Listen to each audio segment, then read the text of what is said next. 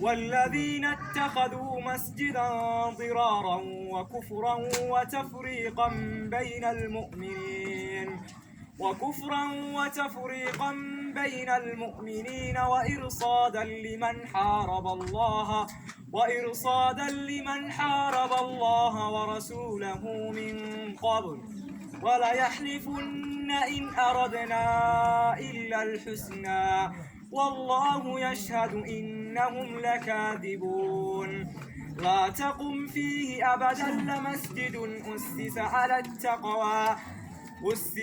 التقوى من أول يوم أحق أن تقوم فيه رجال يحبون أن يتطهروا والله يحب المطهرين. أفمن أسس بنيانه على تقوى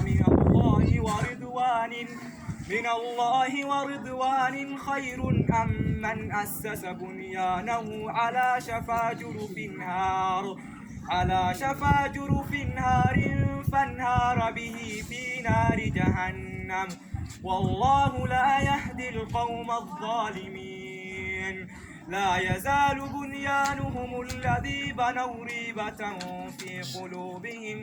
في قلوبهم إلا أن تقطع قلوبهم والله عليم حكيم.